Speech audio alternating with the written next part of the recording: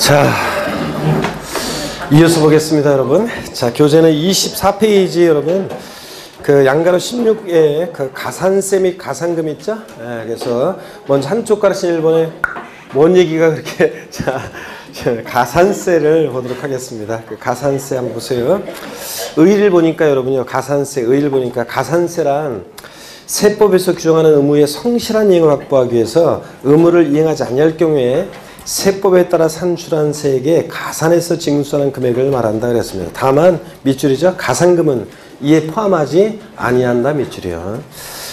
자, 그 다음에 이제 특징을 보시면 가산세의 특징이 나오는데, 가산세는 신고 납부 의무 불이행에 대한 벌과금적 성격으로 부과하지만 의무 불이행에 대한 과태료나 벌금과는 구별된다. 그래서 과태료나 벌금은 법 위반 행위에 대한 오로지 제재 목적을 두고 부과하기 때문에 조세가 아니라는 걸 말씀을 드렸고요, 예전에. 가산세는 보통 징수 방법으로 부과 징수한다. 그랬죠, 여러분? 여기 보시면 가산세부터는, 여기를 보세요. 가산세부터는 납세 고지서를 발부해서 요거 과세권자가 다시 계산한 세금에다가 가산세 앞에서 120만원 내라고 보내니까 요 가산세는 납세 고지서를 통해서 징수되니까 뭐라고요? 보통 징수로 징수됩니다. 자, 그래서 가산세는 보통 징수 방법으로 징수되고요. 동그라미 니은번에 보니까 가산세는 해당 의무가 규정된 세법에 해당 국세 또는 지방세 세목으로 한다 밑줄이요. 그래서 무슨 얘기냐? 가산세는 지방세, 국세 세목으로 한다. 요 과세권자가 다시 계산한 산출세에다가 여길 보세요. 가산세 앞에서 120만 원 내라고 보내니까 가산세도 조세에 포함을 시킨다 그런 얘기입니다. 가산세는 지방세, 국세 세목으로 한다. 그 말은 가산세도 조세에 어떻게 한다? 포함시킨다 그런 얘기입니다. 요게. 자, 그 다음에 계속해서 보시면 다만 해당 국세 또는 지방세를 감면하는 경우에 가산세는 그 감면 대상에 포함시키지 아니하는 것으로 한다 밑줄이요. 그래서 세금을 깎아줄 때 가산세까지 깎아주는 것은 아니라는 거. 자, 밑줄이고 시험에서 바꾼다 그러면 뻔하지 뭐. 가산세를 지방세나 국세를 감면하는 경우에 가산세도 감면 대상에 포함시킨다 이렇게 바꾸겠죠? 네, 포함시키지 않습니다. 그 다음에 디귿번 가산세는 납부할 세액에 가산하거나 환급받을 세액에서 공제하고요. 그래서 납부할 세액에 가산했잖아요. 그 다음에 가산세 구분을 보면 가산세는 신고행위와 납부행위를 구별해서 신고를 불성실하면 신고 의무 위반의 정도에 따라 신고 관련 가산세가 적용되고, 납부를 불성실하면 납부 불성실 가산세가 적용됩니다. 그럴 때 가산세 종류가 쭉 나와 있습니다. 교재에 쭉 나와 있는데 이것을 간단하게 이제 정리를 한번 해드리도록 하겠습니다. 자, 여러분 여기 보시면요. 가산세를 한번 정리해 드리도록 하겠습니다. 보시면 먼저 가산세는 금방 읽어 보니까요. 가산세는 어떤 내용이냐? 가산세는 자, 이런 내용이죠. 가산세는 신고 납부하는 세금에 있어서 그 신고 납부 신고 납부 의무를 불성실했을 때 이제 적용되는 게 가산세고요. 신고 납부 의무를 불성실했을 때. 그러니까 가산세는 얘는 의무 불이행에 대한 그 벌과금적 성격으로 부과합니다. 행정벌적, 벌과금적 성격으로 부과한다고 학자들이 얘기합니다. 또 가산세는 얘는 조세에 포함을 시킵니다. 그렇죠, 여러분들? 가산세는 국세, 지방세 세목으로 한다. 그 말은 가산세도 조세에 포함을 시켜서 징수하고요. 또 가산세에는 가산금을 포함한다, 포함하지 않는다? 가산세는 가산금을 포함하지 않는다는 거 아까 말씀을 드렸습니다. 그래서 가산세, 자, 이런 특징이 있고요. 그 다음에 가산세를 가산세를 보시면 그래서 먼저 가산세는 신고행위와 납부행위를 구별해서 신고행위와 그 다음에 납부행위를 구별했습니다. 납부행위를 구별해서요. 신고를 불성실하면 신고 불성실 가산세가 적용되고요. 신고 불성실 가산세가 적용되고, 납부를 불성실하면 납부 불성실 가산세가 적용된다고 그랬습니다. 그럴 때 이 신고 불성실 가산세는 의무 위반의 정도에 따라 이렇게 나눠져요. 우리 교재에 쭉 나와 있는 내용이 이거예요. 자, 먼저 보세요. 신고 불성실 가산세 의무 위반의 정도에 따라 부정한 방법으로 무신고하거나 신고하지 않거나 부정한 방법으로 만약에 과소신고, 적게 신고했다. 자, 그러면 부정무신고, 부정과소신고 가산세가 적용되는데, 부정한 방법이 뭐냐가 우리 교재에 다 나와 있는데요. 자세한 거 우리가 알 필요 없어요. 사기치거나, 소리를 조작하거나, 은닉하거나 그런 방법으로요. 자, 무신고했다. 저 부정한 방법으로 또는 과소신고하면 40% 가산세율이 적용됩니다. 그 다음에 이 부정한 이런 말 없이 그냥 법정 신고기한 내 신고하지 않았다 그러면 무신고 가산세는 요거 자 20%가 납부할세액 20%가 적용되고요. 신고기한 내 신고했는데 적게 신고했다. 납부할세액은 100만 원인데 신고된 것은 금액은 80만 원이에요. 그러면 과소신고분세액 20만 원에 몇 프로요? 10%의 가산세가 적용됩니다. 그래서 신고 불성실 가산세는 의무 위반의 정도에 따라 이렇게 40%, 20%, 10%의 가산세가 적용된다는 거 얘기입니다. 자, 그러면 교재를 한번 통해서 확인해 보도록 하겠습니다. 여러분 보시면 그 25페이지 봅니다. 동그라미 3번 가산세 종류에서 기억번 무신고 가산세요. 납세 의무자가 법정 신고 기한까지 지방세 관계법에 따른 지방세 과세 표준 신고 가로 안에 면허에 대한 등록면허세 이건 지금 신경 쓰지 마세요. 지방교육세는 다른 신고는 제외하고 하여튼 하지 않은 경우에는 그 신고로 납부할세 그 신고로 납부할세 가로 안에 보니까 지방세 기본법 및 지방세 관계법에 따른 가산세와 가산하여 납부할 이자 상당 가산액이 있는 경우에 그 금액은 제외하며 이렇게 되는데 이런 것까지 막 지금 신경 쓰지 마시고요. 밑줄은 그 세 번째 줄 납부하여야 할세액 밑줄 납부세액이라고 하는데 납부할세액 밑줄이고 그 아래로 두 줄 내려와서 끝에 의 100분의 20에 상당하는 금액을 가산세로 한다 밑줄이요. 그래서 자 부정한 방법 이런 말 없고 그냥 법정 신고 기한까지 신고하지 아니했다. 자 그러면 자 가산세요. 납부할세액이 몇 프로요? 20%, 100분의 20, 자, 가산세를 부과합니다. 납부할세액이 100만 원이었으면 20만 원의 가산세 붙는다는 얘기입니다. 보충 보면 국세 무신고 가산세도 똑같은 구조로 되어 있습니다. 니은번이요. 부정 무신고 가산세요. 사기나 그 밖에 부정한 행위로 법정 신고 기한까지 지방세 관계법에 따른 지방세 과세 표준 신고를 하지 않은 경우에 또 역시 납부세액이 밑줄입니다. 납부할세액의 100분의 얼마? 40에 상당한 금액을 가산세로 합니다. 자, 그래서 부정한 방법으로 신고하면 납부할세액의 40이요. 보충 내용 보면 국세 무신고 가산세도 똑같은 구조입니다. 디귿번 보면 과소신고 가산세입니다. 납세무자가 법정 신고 기한까지 지방세 관계법에 따른 지방세 과세 표준 신고 한 경우로서 과세 표준 또는 납부세액을 신고할 금액보다 적게 신고, 과소신고한 경우에는 밑줄입니다. 과소신고분, 그래서 가로 안에 신고해야 할 납부세액이 미달한 금액 계속 밑줄입니다. 과소신고분세액이 몇 프로? 10%요. 자, 그래서 산출세가 아니고요. 과소신고분세액이 몇 프로? 10%를 자 과소신고가산세로 징수합니다. 국세 과소신고가산세도 구조는 거의 비슷합니다. 넘어갑니다. 26페이지 보시면요. 예, 부정한 방법으로 과소신고했을 때 가산세입니다.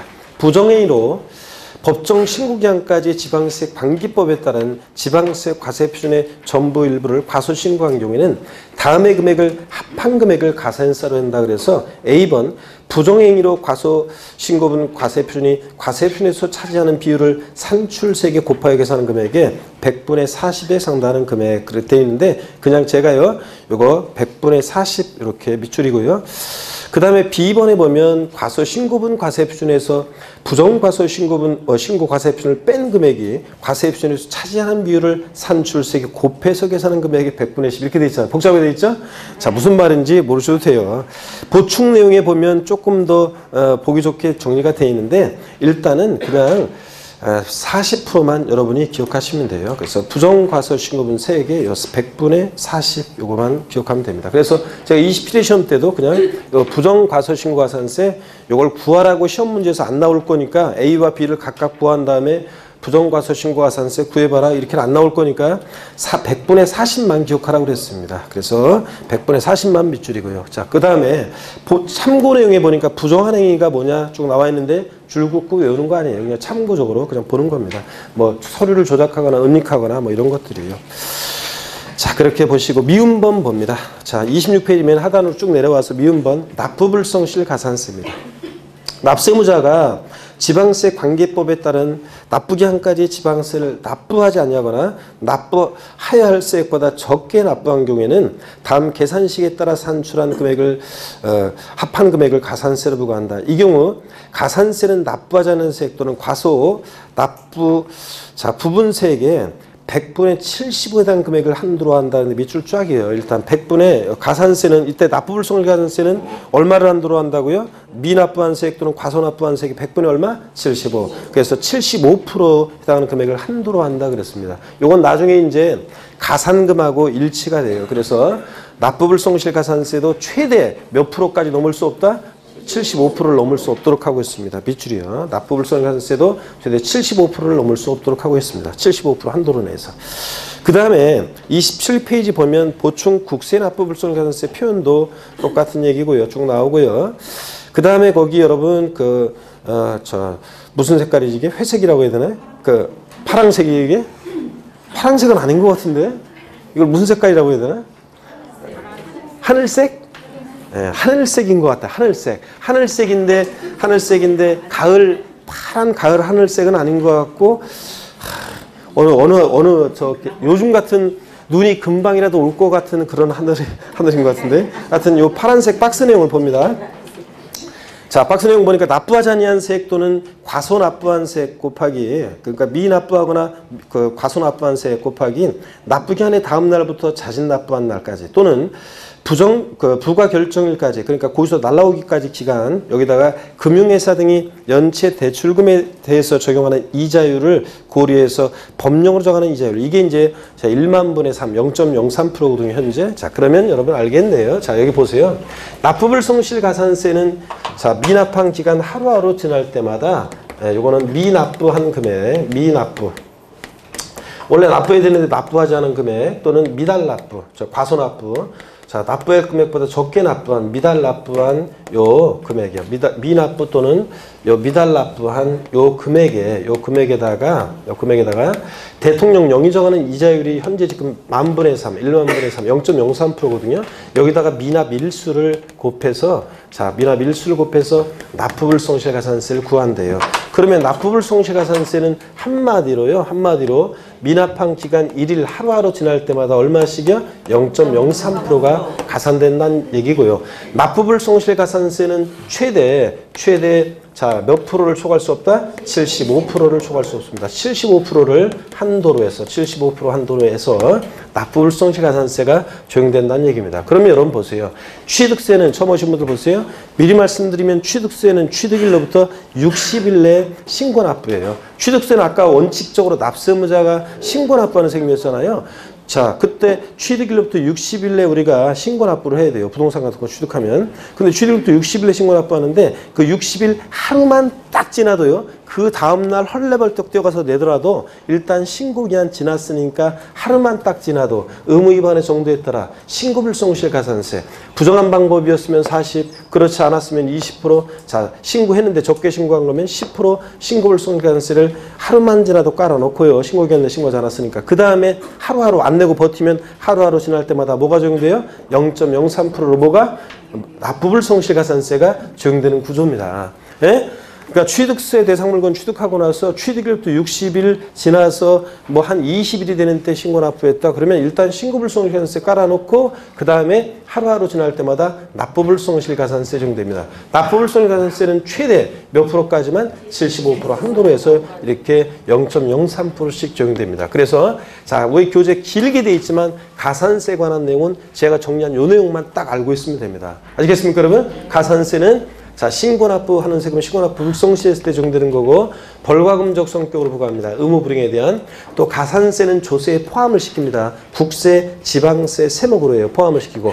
가산세는 그런데 가산금이 포함되어 있다, 포함되어 있지 않다? 포함되어 있지 않다. 가산세는 신고행위와 납부행위를 구별합니다. 그래서 신고는 했는데 납부만 안 하면 납부불성실 가산세가 적용되겠지만 신고도 안 하고 납부도 안 하면 신고불성실 가산세 이렇게 계산하고 납부불성실 가산세를 계산해서 합한 게 가산세입니다. 자, 그럴 때 신고불성실 가산세는 의무위반의 정도에 따라 신고기간 하루만 지나도 40%, 20%, 10% 적용되는 거고 그 다음에 또 하루하루 지날 때마다 납부불성실가산세는 미납한 기간 1일 얼마씩 적용돼? 하루 0.03%로 납부불성실가산세가 가산되는 거고 최대 납부불성실가산세는 몇 프로 한도 내에서 75% 한도 내에서 적용된다는 거. 아시겠습니까 여러분? 자, 이 정도만 딱 아시면 돼요. 이 얘기가 길게 지금 나와 있는 거고요. 그 다음에 27페이지 한쪽 가르친 2번 가산금을 봅니다. 중간에 27페이지 가산금. 자, 가산금이란 뭐냐? 의의를 보겠습니다. 가산금이란 조세를 납부기한까지 납부하지 않을 때, 자, 세법에 따라 고지세계 가산해서 징수하는 금액과 요걸 이제 일반 가산금이라고 하는데 학자들이 그 납부기한이 지난 후 일정 기간까지 납부하지 않을 때 그 금액, 일반 가산금에 다시 가산해서 징수하는 금액을 말하는데요. 가산금은 본세가 아닌 밑줄입니다. 연체 이자적 성격으로 부과하기 때문에 가산금은 조세에 포함하지 않는다 밑줄이요. 아까 가산세는 조세에 포함시켰잖아요. 근데 가산금은 조세에 포함시키지 않습니다. 동그라미 2번 가산금의 구분. 가산금은 학자들이 일반 가산금과 중가산금으로 나눠요. 기억번 일반 가산금. 납부기한이 경과한 날로부터 체납한 조세 밑줄입니다. 100분의 얼마? 3% 상당하는 가산금을 징수한다. 요거는요. 고지세에 기재된 납부기한 언제까지 내라고 했는데 납부기한 하루만 딱 지나도요. 일단 3%가 적용됩니다. 3%가. 자, 100분의 3 적용되고. 중가산금이라는 게 또 적용됩니다. 계속 안 내고 버티면 체납한 조세를 납부하지 않을 때 밑줄입니다. 납부의 기한이 지난 날로부터 1개월, 매 한 달씩이요. 1개월이 지날 때마다 체납한 조세의 1,000분의 10이니까 100분율로 하면 1.2%예요. 1.2%. 1,000분의 10이 상당한 가산금을 일반 가산금 아까 3%에 더해서 징수합니다. 밑줄. 이 경우요. 끝까지 안 내고 버티면 평생 따라붙는 것은 아니고 중가산금을 가산해서 징수하는 기간은 밑줄입니다. 몇 개월? 60개월을 초과하지 못하도록 합니다. 1년 12달로 하니까 5년이네요. 60개월 초과하지 못하도록 합니다. 밑줄이요. 자, 그러면 여러분요. 그러면 자, 질문 드리겠습니다. 재산세 납세 고지서에 기재된 그 고지 금액이 1,000만 원입니다. 근데 재산세 고지서에 납부기한이 몇 년, 몇 월, 며칠까지 내라고 돼 있었는데, 근데 예를 들어서 뭐 재산세 고지서에 기재된 납부기한이 2010년 만약에 7월 31일까지였어요. 근데 이 사람이 실제 납부한 날이 2018년 만약에 5월 20일 날 실제 납부를 했습니다. 자, 그러면 일반 가산금과 중가산금의 총 합계액은 얼마인가? 눈을 막 조금씩 쓰면서 이렇게 들어봤는데 자, 그 결과는 자, 얼마입니까? 일반 가산금과 중가산금의 총 합계액은 얼마입니까? 예? 얼마예요? 자, 그러면 한번 어떻게 되는지 한번 따져보겠습니다, 여러분. 자, 보세요. 어떻게 되는지 한번 보겠습니다. 가산금이라는 건 금방 보니까요. 정리를 또 한번 해드립니다. 여기 보세요. 가산금은 지금 보니까 여기 보세요. 가산금이라는 것은 고지서를 통해서 징수되는 세금 납부기한이 나오죠. 납부기한 내 고지서를 통해서 징수되는 세금 납부기한 내 미납부했을 때 적용되는 게 가산금이고요. 가산금은 제때 납부하지 않은 것에 대한 연체 이자적 성격으로 부과합니다. 연체 이자적 성격으로 부과하고, 그 다음에 가산금은 조세에 포함한다, 포함하지 않는다? 조세에 포함하지 않는다고 그랬습니다. 포함하지 않고요. 자, 그럴 때 가산금은 학자들이 일반 가산금과 중가산금이라는 것으로 나눠집니다. 그럴 때 일반 가산금은 고지서에 기재된 납부기한 하루만 딱 지나도요. 헐레벌떡 7월 31일까지 고지서에 세금을 내라고 했는데 8월 1일 날 헐레벌떡 뛰어가서 내더라도 하루만 딱 지나도 일단 체납세액이 몇 프로? 3% 깔아놓습니다. 그 다음에 중가산금은 자, 납기 후 매 1월이 경과할 때마다 납기 후 매 1월 한 달씩 자, 경과할 때마다요. 매 1월 경과시마다 자, 경과시마다 몇 프로씩 적용된다고요? 1,000분의 10이니까 1.2%씩 적용됩니다. 근데 끝까지 버티면 몇 개월이요? 60개월에 한해서 자, 중가산금 적용된답니다. 그러면 자, 중가산금은 보세요. 1.2 곱하기 60이니까 중가산금은 체납세액의 최대 몇 프로까지요? 75%까지 적용된다고 그랬습니다. 아까 보세요. 왜 이게 나오냐면 아까 납부불성실가산세도 자, 최대 납부불성 가산세도 최대 몇 프로까지요? 75% 한도로 하잖아요. 자, 그래서 이것도 똑같습니다. 중과상금도 체납세액의 최대 75%까지 적용된다는 얘기고요. 일반 가산금 3%하고 합치니까 가산금은 체납세액의 최대 몇 프로까지? 75%까지 적용될 수 있다 그런 얘기입니다. 그럼 다시 질문을 드리겠습니다. 재산세 납세 고지서인데 고지서에 기재된 고지세액이 1천만 원입니다. 근데 고지세액이 기재된 납부기간이 언제였었냐면 납부기간이 2010년 7월 16일부터 7월 31일, 7월 31일이었습니다. 2010년. 근데 이 사람이 실제 납부한 날은 2018년 5월 20일이었습니다. 일반가산금과 중과상금의 총 합계액은 얼마인가? 얼마입니까? 얼마예요? 750만 원이지. 하여튼 2010년 7월 31일 하루만 딱 넘어도 일반가상금 3% 깔아놨고 그 다음에 한 달씩 지나면서 중과상금 적용되는데 끝까지 버티면 몇 개월까지만? 60개월. 그러니까 중과상금은 체납세액의 최대 어이구 이때 75%고 적어놨네? 왜 말도 안 해? 72%까지 1.2 곱하기 60이면 72%잖아요. 72%까지 적용됐고 3%하고 합치니까 체납세액 75%. 그래가지고 지금 5년이 지났으니까 자 얼마예요? 75%까지 체납세액이. 그러니까 1,000만 원에 75%니까 얼마?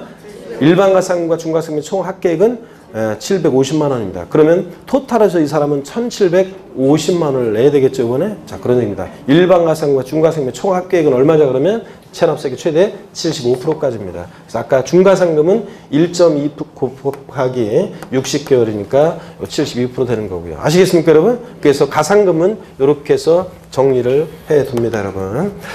자 그러면 계속 이어서 보겠습니다. 계속 이어서 보시니까 니은번 중과상금에서 그 두 번째 봅니다.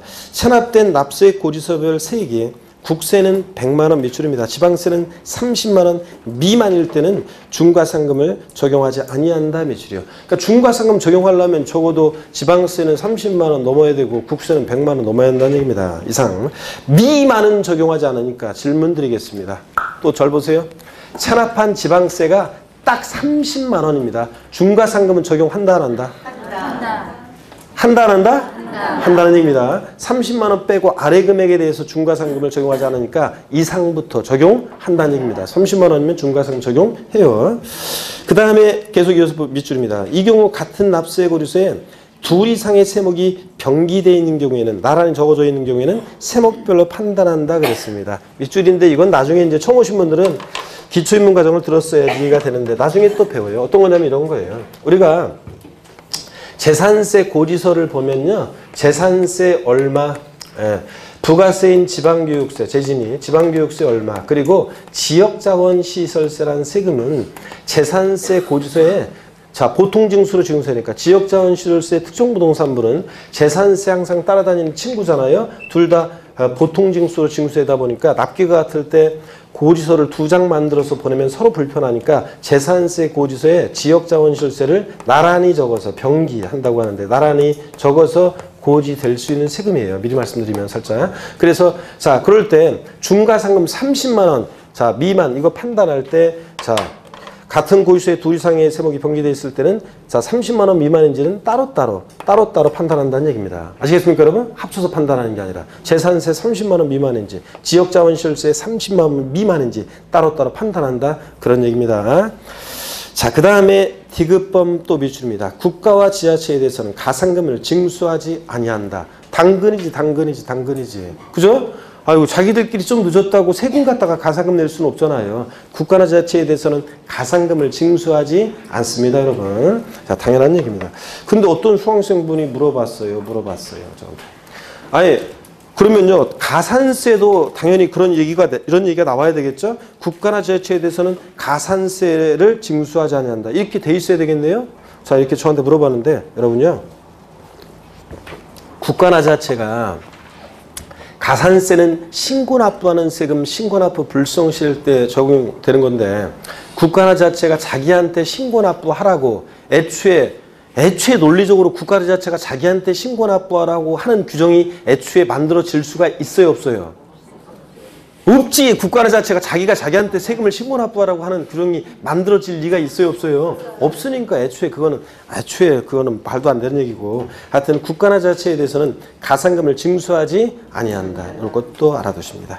자, 이렇게 해서 가산세, 가산금 다 설명드렸습니다. 징수 방법. 자, 그래서 징수 방법에서 가산세와 가산금까지 다 설명을 드렸습니다. 오늘 내용이 이제 중요했고, 이 내용은 이제 3, 4월 달에서 추가되는 내용은 제가 가산금에 관한 이제 내용 사례 연습만, 아까 살짝 했긴 했지만, 사례 연습만 하면은, 그러면은 이제, 더 추가될 내용이 거의 없어요. 추가될 내용이 없고, 지금 이 내용이 이제 계속 시험장 갈 때까지 이 내용입니다. 그래서 반드시 여러분들 징수 방법, 이 흐름 구조를 알아두셔야 돼요. 아까 사진을 혹시 찍어놨어야 되는데, 저 필기를 하거나 사진을 찍어놨어야 되는데, 쉬는 시간에 징수 방법, 이 흐름을, 이게 항상 머릿속에 있어야 되기 때문에, 뒤에 이해되려면. 근데 못 해놓은 분은 아직 기회는 있어요. 제 그 다음 카페에 오셔가지고, 그거 다운받으시면, 요거 그대로 다 정리돼 있어요. 그래서 그거 다운받으시면 되고, 아!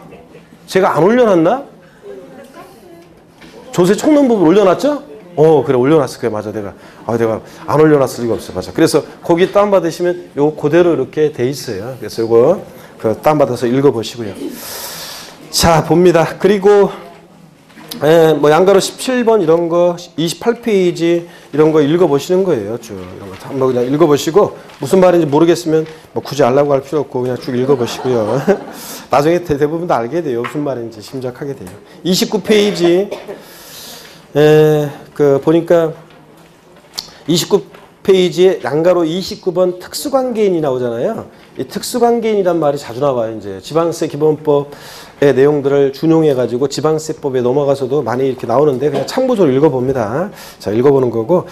양가로 31번입니다. 29페이지 맨 하단에 보니까 양가로 31번 기타 용어정이 있잖아요. 면세점이라는 게 나오고 한 장 넘기니까 동그라미 2번 소액징수면제, 동그라미 3번 최저한세 나오고 있습니다. 이것도 여러분 중요합니다. 상식처럼 면세점, 소액징수면제, 최저한세 이 규정은 상식처럼 알고 있어야 돼요. 반드시 무조건 그냥 기본적으로 알고 있어야 되는 거. 이거는 중요하다 안 중요하다가 아니라 그냥 당연히 그건 그냥 알고 있어야지, 이걸 모르면 안 된다는 얘기죠. 그래서 종합문제 속에서 어떤 세목의 종합문제 속에서 잘 나옵니다. 독립한 문제보다는요. 잘 나오니까 무조건 알고 있어야 됩니다.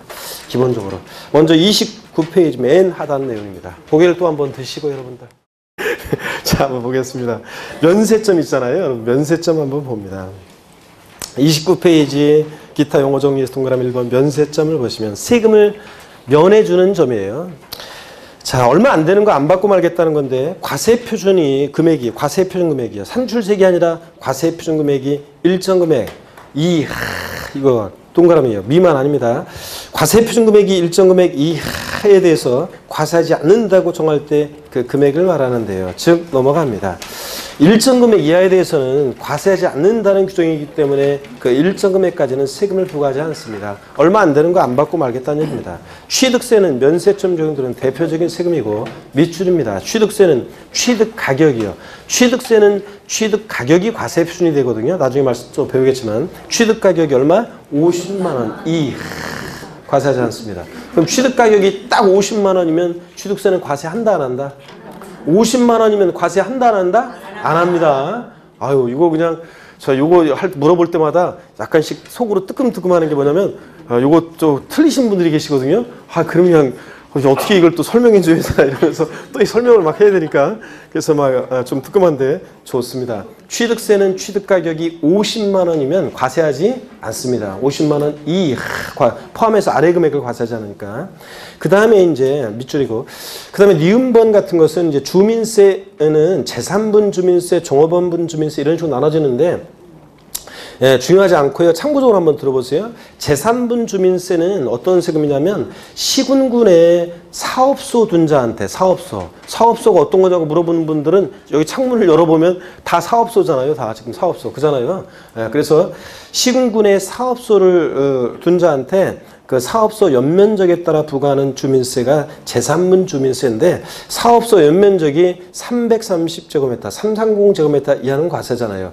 자, 우리가 한 평이 3.3제곱미터니까 한 100평 정도 요까지는 과세하지 않겠다는 얘기입니다. 그래서 제3분 주민세에 해당 사업소 연면적 330제곱미터 이하는 과세하지 않습니다. 잘 몰라도 돼요. 그냥 자, 면세점에서 혹시라도 면적 나왔다. 몇 제곱미터가 면세점이라고요? 330, 330제곱미터가 면세점이라는 거. 자, 디귿번 주민세 종업원분은요, 시군군의 사업소 둔자한테 그 사업소의 종업원에게 지급하는 그 급여 총액을 보고 부과하는 주민세인데요.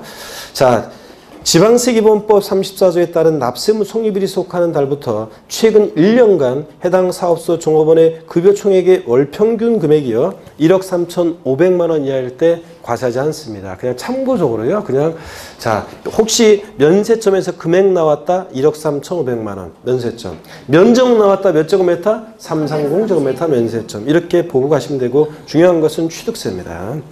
동그라미 2번 소액징수 면제. 소액은 징수를 면제한다는 얘기입니다. 얼마 안 되는 거 받으려고 고지서를 보내면 비용이 더 들니까 안 받고 말겠다는 얘기입니다. 징수할 세액이 일정 금액의 미만인 경우에 징수하지 않냐는 것을 말하는데, 즉 세액을 산출한 후 징수세액보다 아까 거기 징수할 세액 일정 금액의 여기에 동그라미요. 이하 그럼 틀려요. 미달인 경우에 징수하지 않는 것을 말하고, 징수하던 세액보다 징수 경비가 더 많이 소요될 때 조세 행정만 번거로우니까 안 받고 말겠다는 얘기입니다. 자, 소액징수 면제 적용되는 세금 대표적으로 재산세입니다. 고기수 한 장당 세액 얼마요? 2,000원 미만은 징수하지 않으니까 재산세 고기수 한 장당 세액이 딱 2,000원이면 징수한다 안 한다?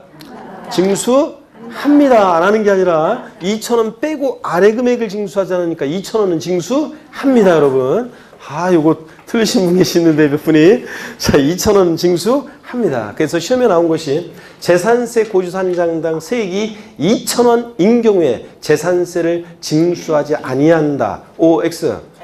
2,000원인 경우에 징수하지 아니한다. OX. X입니다. 2,000원이면 징수합니다. 이렇게 옛날에 나왔고, 지역자원 시설세도 고기수 한 장당 세액 얼마요? 2,000원 미만은 징수하지 않습니다.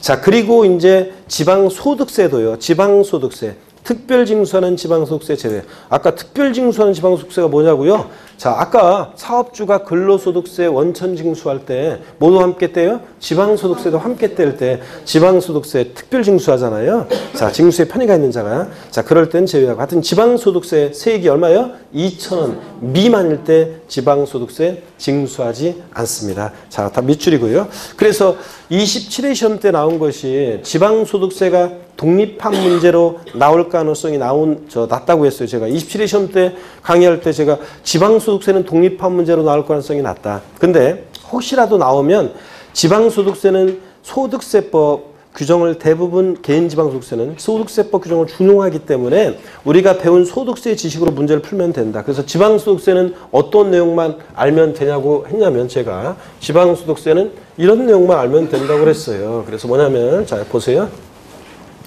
제가 지방소득세는 우리 지난주에도 했었는데 지방소득세는 제가 그랬어요. 이런 내용만 알면 된다. 지방소득세는 과세 주체가 누구라고요? 특광 누구? 시군이다. 지자로 이름 시작하는 지방세 4가지 중에서 지방소득세만 과세 주체가 특광 시군. 나머지 애들은 지자로 시작하는 애들 다 뭐라고요? 특광 도세라고 했습니다. 그리고 자 지방소득세는 얘는 자, 독립세지 부가세가 아니다. 그래서 부가세 문제에서 지방소득세를 부가세라고 나오면 무조건 틀리다. 그 다음에 지방소득세는 소액징수 면제 규정이 적용돼서 소액징수 면제 규정이 특이하게 적용된다. 그래서 자, 제가 그 지방소득세 대개 교재들이 지방소득세 소액징수 면제 요걸 거의 소수 안 했었어요, 옛날에. 근데 제가 요약집 같은 데서 제가 이제 책 쓸 때는 수익징수 면제, 지방소득세 적용된다는 걸 강조하면서 적용된다. 그래서 지방소득세 세액이 2,000원. 자, 미만일 때는 징수하지 아니한다. 자, 그러니까 2,000원이면 징수한다, 안 한다? 한다. 이거 얘기했거든요. 자, 그 다음에 지방소득세는 개인지방소득세와 법인지방소득세로 나눠지는데 법인세 또는 소득세나 법인세 납세문자가 내는 건데 법인지방소득세는 시험 관계없고 개인지방소득세가 이제 이게 시험에 관계된 거다 이렇게 말씀을 드렸고요. 소득세법 규정 대부분 준용하기 때문에 세율만 10분의 1 세율 체계로 되어 있지 소득세 배운식으로 문제를 풀면 된다고 그랬어요. 자, 그런데 독립한 문제로 나올 가능성이 낮다고 했는데 나왔어요. 독립한 문제로. 그런데 정답 지문이 뭐였냐? 틀린 거 고르는 문제에서 4개는 소득세법에 배운 그 관련한 내용이었고요. 그 다음에 정답 지문이 지방소득세 세액이 2,000원 미만이야. 지방소득세 세액이 2,000원인 경우에 지방소득세는 징수하지 아니한다. OX, X입니다. 2,000원이면 징수한다. 이게 틀린 거 고른 문제, 그게 정답이었어요. 저한테 배운 분들은 가볍게 답 고를 수 있는 그런 문제가 출제됐었습니다. 자, 이런 얘기고요. 그 다음에 여기서 소액징수면제에 적용되는 재산세, 지역자원시설세, 지방소득세 다 알아두셔야 되고 밑줄이고 그 다음에 동그라미 3번 최저한세입니다. 최저한의 세액은 받겠다 그런 얘기예요. 최저한의 세액은 받겠다. 그래서 최소한의 세금을 납부하도록 하는 것을 말하며 등록면허세는 등록에 대한 그 수수료적 성격의 조세이므로 최소한의 세금을 납부하게 하는데요. 즉 밑줄입니다. 등록면허세 납부세액세는 납부세액이 6,000원 미만인 경우에 6,000원을 부과한다. 처음 오신 분들은 등록면허세라는 세금을 아직 안 배웠기 때문에 가슴에 와닿지 않을 건데요. 그냥 줄만 그고 가시는데 등록면허세는 등록을 대행해주면서 받는 수수료적 성격의 조세예요. 뭐 저당권 설정 등기, 말소 등기 이런 거 대행해주면서 그래서 공짜로 등기 등록을 안 해주겠다 그런 얘기입니다. 그래서 등록면허세는 오히려 부동산 등기할 때 세액이 6,000원 미만이면 무조건 얼마 받는다? 6,000원 납부하게 합니다. 그래서 등록면허세는 5,300원 계산되면 무조건 얼마 받아? 6,000원이요. 그래서 시험에서 이걸 어떻게 바꾸냐면 부동산 등기하는 경우 등록면허세는 세액이 6,000원 미만인 경우에 등록면허세를 징수하지 아니한다. OX예요. X입니다. 무조건 얼마 받는다? 6,000원 받습니다. 밑줄이요. 이게 최저한세입니다. 이렇게 해서 면세점, 소액징수면제, 최저한세 다 소개해드렸습니다. 취득세는 취득 가격이 얼마요? 50만 원. 이럴 때 취득세 과세하지 않습니다. 취득 가격이 딱 50만 원이면 취득세는 과세한다 안 한다? 한다 안 한다? 안 한다는 거 취득세는 취득가 50만 원이면 자, 혹시 면세점에서 중요하진 않지만 면적 나왔다 그러면 몇 제곱미터가 면세점이다? 330제곱미터. 330제곱미터. 자, 그 다음에 또 자, 금액 나왔다 그러면 1억 3,500만 원. 1억 3,500만 원이 면세점이고요. 자, 소액징수면제. 자, 산출세액이 일정 금액 미달일 때 징수하지 않는 건데 재산세, 지역자원, 시설세, 지방소득세. 애들 세액이 얼마예요? 2,000원 이하예요? 미만이에요? 미만일 때 징수하지 않습니다. 그러니까 2,000원이면 징수한다는 거. 요거. 등록면허세는 최저한세 규정 적용돼서 등록면허세 부동산 등기 시 세액이 6,000원 미만이면 최소 얼마 받는다? 6,000원 납부하게 한다. 이 정도 아시면 되겠습니다. 그래서 중요한 내용, 반드시 상처 알고 있어야 되는 내용을 배웠고요. 자, 그 다음에 이제 31페이지예요. 자, 우리가 제2장 납세무 성립 확정 소멸이에요. 중요하다고 그랬어요? 안 중요하다고 그랬어요? 아이고 대답이 어떻게 시원찮으네. 중요하다고 그랬어요? 안 중요하다고 그랬어요? 중요하다고 그랬습니다 여러분들. 아 진짜 서운하네. 자, 분명히 중요하다고 얘기했는데 자 그래서 중요합니다. 그래서 잘 보셔야 되는데요. 이 얘기가 어떤 얘기인지 한번 보겠습니다 여러분들. 자 여기 보세요. 우리 세금 납부할 의무는 일정한 경우에 성립을 하고 성립된 납세무는 확정이 되고 확정된 납세무는 소멸하는 과정을 거쳐요. 그래서 이 얘기가 어떤 얘기인지 쭉 한번 소개해 드리도록 하겠습니다. 여러분. 한번 보세요. 어떤 얘기냐. 제가 혹시 그 지난 시간에 그 얘기 혹시 해드렸나요? 마시간 남편. 안 해드렸어요? 제목이 마시간 남편입니다. 여러분 그 어떤 남편이 있잖아요. 어떤 남자가 그 우연히 책을 보다 보니까 있잖아요. 이런 내용을 읽었어요. 100m 전방에서 자기 부인을 불렀는데 자기 부인이 못 알아들어요. 그러면 약간요 그 부인은 노화를 의심해 봐야 된다. 자 이런 글을 받고 50m 전방에서 자기 부인을 불렀는데 만약에 잘 못 알아듣잖아요. 뭐라고 얘기를 했는데 그러면 얘기를 했는데 못 알아들으면 그러면 이제 노화가 이제 시작된 거고요. 그 다음에 이제 10m 전방에서 만약에 그 부인을 불렀는데 자, 그래서 얘기를 했는데 못 알아듣잖아요. 그럼 그 부인은 팍싹 이제 지금 늙어가고 있다. 이렇게, 이런 책을 봤어요. 그래가지고 이제 실험을 한번 해보기 위해서 자기 그 부인한테 퇴근길에 전화해가지고 여보, 지금 빨리 바깥으로 나와봐. 그래서 왜 그러는데, 일단 나와보면 알아. 그래가지고 100m 전방에서 자기 부인을 향해서 소리칩니다. 여보, 오늘 저녁 메뉴가 뭐야? 그런데 뭐 아무 대답이 없어요. 우리 마누라가 이제 드디어 이제 노화의 첫 단계 이제 접어들기 노화를 의심해 봐야 되겠구나. 그래서 빨리 한번 확인해 봐야지. 그래서 빨리 가가지고 50m 전방에서 자기 부인을 향해서 또 소리칩니다. 여보, 오늘 저녁 메뉴가 뭐야?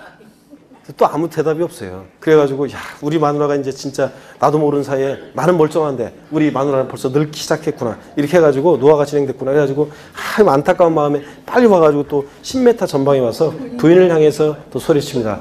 여보, 오늘 저녁 메뉴가 뭐냐니까. 아무 대답이 없이 여자가 뭐라고 하더니 성질을 내는 것 같기도 한데 뭐라고 하면서 확 들어가 버리더라고요. 우리 마누라가 이제 완전 팍상 늙었구나. 팍상 늙었어 이제. 그래가지고 안타까운 마음이 있죠. 집에 들어갔더니 부인이 부엌에서 이렇게 주방에서 막 음식을 하고 있어요. 그래서 뒤에서 백허그 있죠. 백허그를 하면서 귓속말로 속삭입니다. 안쓰러운 마음으로. 여보, 오늘 저녁 메뉴가 뭐야? 부인이 뭐라 그래요?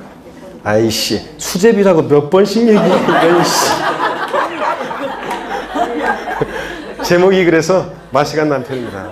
네, 보니까 우리 이쪽 앞동네는 재밌게 웃고 있는데 저 뒷동네 20대들 몇 명이 그냥 거의 반응이 없구만. 뭐 썰렁하다는 얘기 지금? 진짜. 자, 한번 보겠습니다. 자, 여러분 보세요. 우리 세금 납부할 의무는 보세요. 세금 납부할 의무는 납세 의무 있잖아요. 세금 납부할 의무는 일정한 경우에 이게 성립을 하고요. 납세 의무는 일정한 경우에 성립을 하고 성립된 납세 의무는 여기에 확정이 돼요. 자, 확정이 되고 납부할 의무가 그 다음에 또 이것이 소멸하는 그런 과정을 거쳐요. 그래서 납세 의무는 성립, 확정, 소멸의 과정을 거친다. 우리가 이렇게 얘기합니다. 그럴 때 결론부터 말씀드리면 납세 의무는요. 우리 세금 납부할 의무는 추상적으로 성립하고 구체적으로 확정이 된다. 이렇게 얘기합니다. 구체적으로 확정이 된다. 학자들이 쓰는 말이에요. 법령에 이렇게 돼 있으면 자, 시험에 나오고 외워야 되지만 학자들이 쓰는 표현인데 뭐 문제집 같은 데라든가 전국모의고사 같은 어떤 회사 보면은 이걸 또 뒤바꿔 가지고 문제를 내더라고요. 또 납세 의무는 뭐 구체적으로 성립한다. 그리고서 틀리게 해놓고 그러는데 실전에서는 안 나옵니다. 그렇게 나오면 그건 법령에도 없는데 자기 견해일 뿐인데 그래서 통설적으로 이렇게 얘기를 합니다. 납세 의무는 추상적으로 성립하고 구체적으로 확정이 된다고 얘기합니다. 뒤바꾸면 틀리고요. 자, 그런데 취득세 있잖아요. 한번 예를 들어볼게요. 취득세는 어느 때 납세 의무가 추상적으로 성립하느냐. 성은 우리 선수들 잘 봅니다. 납세 의무는 추상적으로 성립하는데 취득세는 어느 때 납세 의무가 추상적으로 성립하냐면 취득세 대상 물건을요.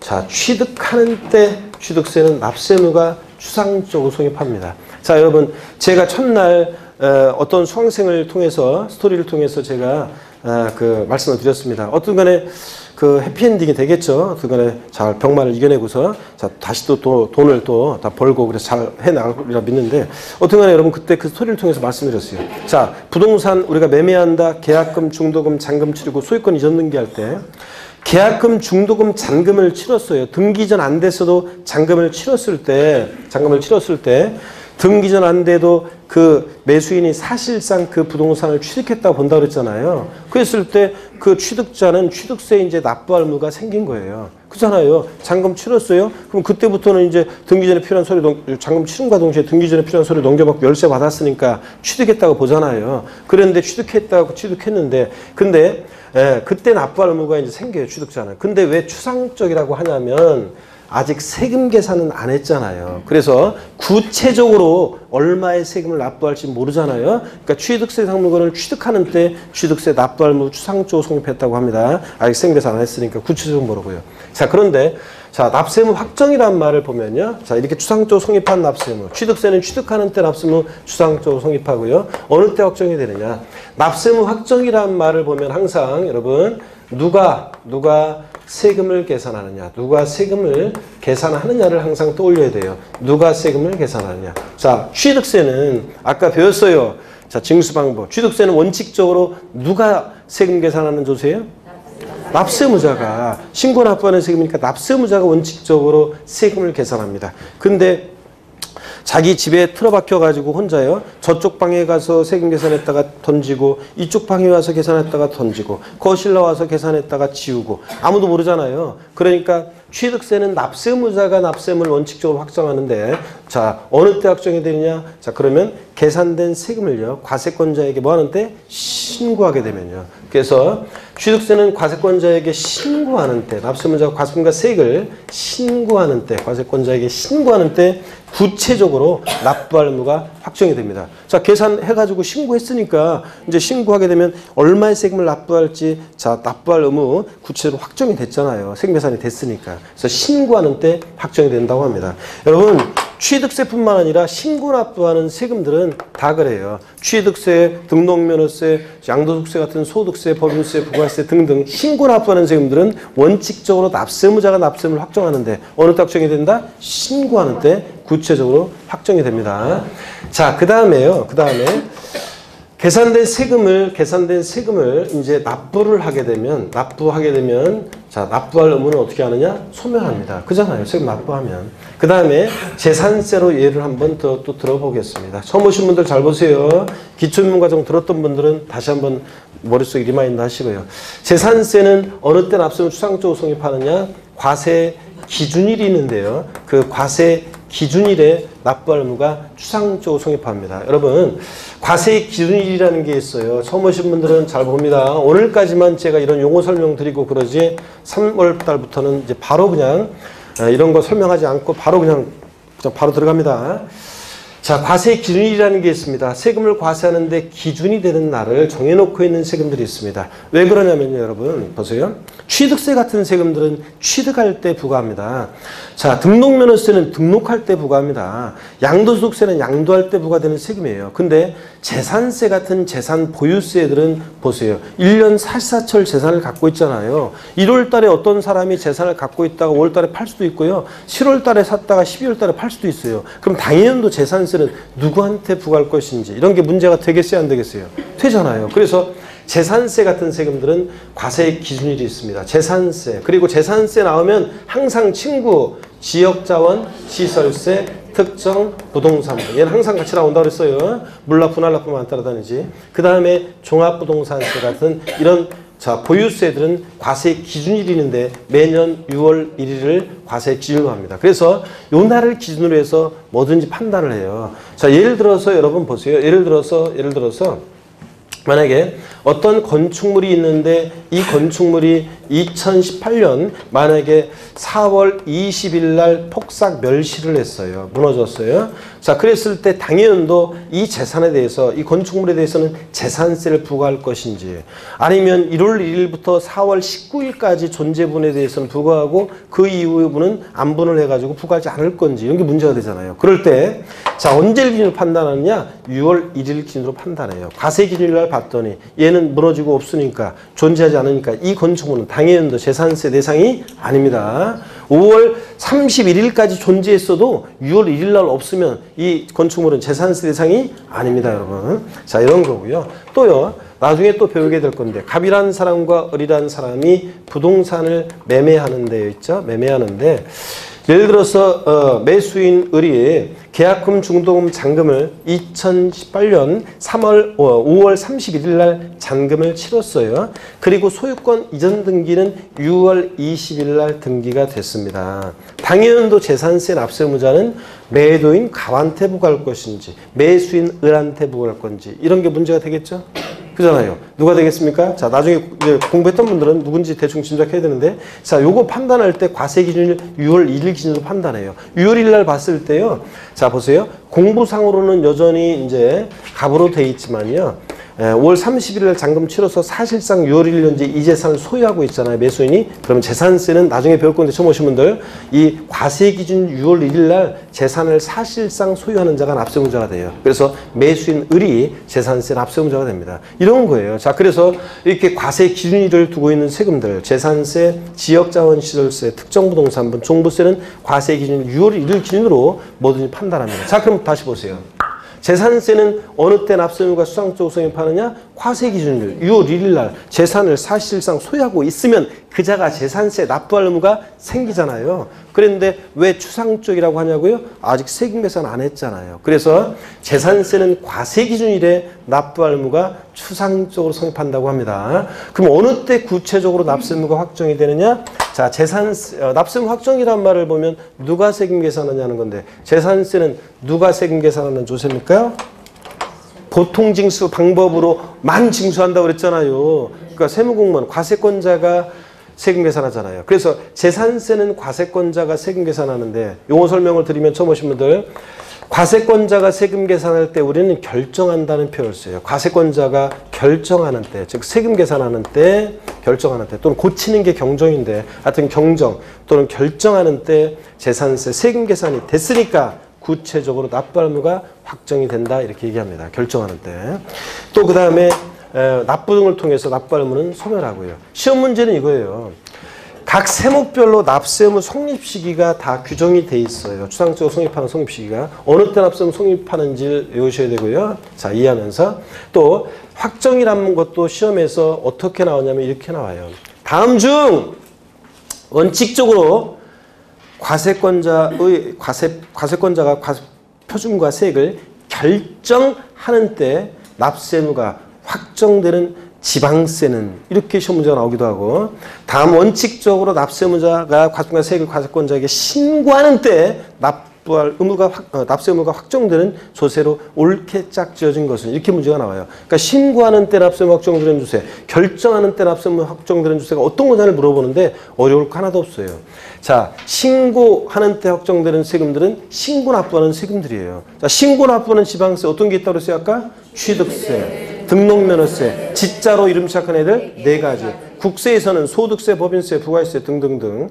그 다음에 종합부동산세도 신고 납부 선택하면 신고하는 때 납세 의무 확정될 수도 있고요. 자, 결정하는 때 납세 의무 확정되는 지방세가 어떤 거냐? 3가지. 재산세, 친구, 지역자원, 시설세, 특정부동산분, 뭐 재산세, 부가세로서 지방교육세 등등등 더 있지만 이 정도. 그 다음에 또 국세에서 과세권자가 원칙 결정하는 때 납세 의무 확정되는 국세 딱 한 가지만 알아도 돼요. 어떤 거? 종합부동산세. 종부세는 원칙은 뭐 하는 거예요? 결정하는 때. 정부가 하잖아요. 고의소를 통해서 결정하는 때 확정되고. 다만 종부세는 납세의무자 고의소 휴통해 버리고 신고 납부 선택하면 신고하는 때 납세 의무 확정될 수도 있고 여러분. 그죠? 아유, 이 연사 이렇게 큰 소리 외쳤는데도 숙취 속에서도 했는데도 여러분들이 반응이 자, 그래서 시험 문제 뭐 옛날 21회 시험 때 나왔던 것이 다음 원칙적으로 과세권자가 과세금과 세액을 결정하는 때 납세 의무가 확정되지만 예외적으로 납세 의무자가 신고 납부를 선택하는 경우 과세권자의 결정은 없었던 것으로 보는 조세는 1번 취득세, 2번 등록면허세, 3번 재산세, 4번 종합부동산세, 5번 양도소득세. 몇 번입니까? 4번. 그렇지. 종합부동산세는 원칙은 결정하는 때 확정되지만 납세의무자가 신고 납부를 선택하면 과세권자의 결정, 세금 고지서 계산했던 것은 휴통에 들어갔으니까 없었던 것으로 보고요. 그죠? 예외적으로 납세의무자가 신고하는 때 납세의무가 확정될 수도 있는 거고요. 자, 그래서 징수 방법만 알면 돼요. 신고하는 때 확정되는 거는 신고 납부하는 세금들. 결정하는 때 납세 의무 구체적으로 확정되는 조세들은 보통 징수나 부가가세하는 세금들입니다. 자, 이렇게 해서 얘들 납세 의무 수항적 성립하고 이런 때 구체적으로 확정이 되고 또 납부 등을 통해서 소멸하는 과정을 거칩니다. 자, 그러면 잠시 쉬었다가 31페이지 교재 내용을 소개를 해드리겠습니다.